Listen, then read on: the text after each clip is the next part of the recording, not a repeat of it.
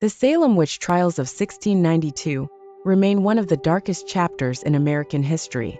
A small Puritan community in Salem, Massachusetts, became consumed by fear, paranoia, and superstition, leading to the execution of 20 innocent people and the imprisonment of many others. How did it happen? And what drove this tragedy of justice gone wrong?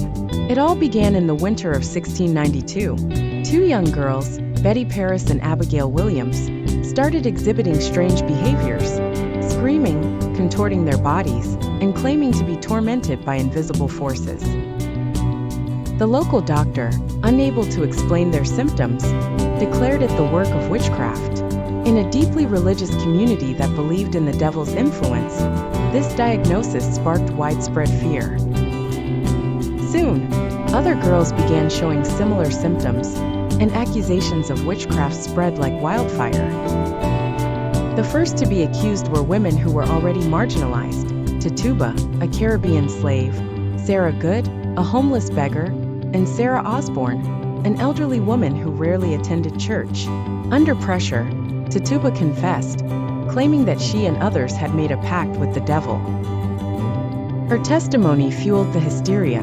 By the spring of 1692, the Salem courts were overwhelmed with accusations. Trials began, and evidence often relied on spectral evidence, claims that the accused spirit had harmed the victim. This type of evidence was impossible to prove or disprove, yet it was enough to condemn people to death. Those who denied guilt faced execution, while those who confessed were spared but imprisoned. Fear and paranoia engulfed the community.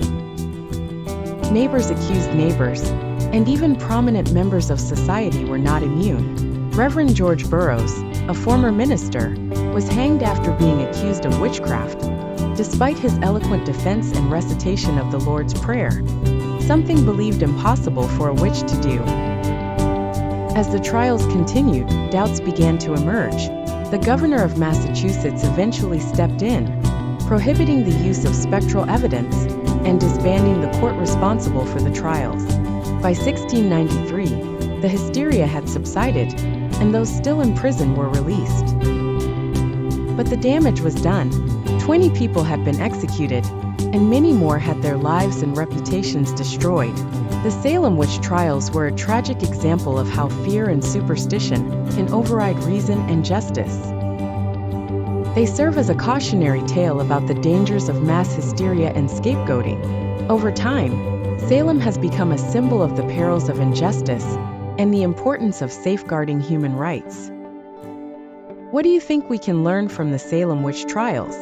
Share your thoughts in the comments, and don't forget to subscribe for more stories that uncover history's dark and fascinating chapters.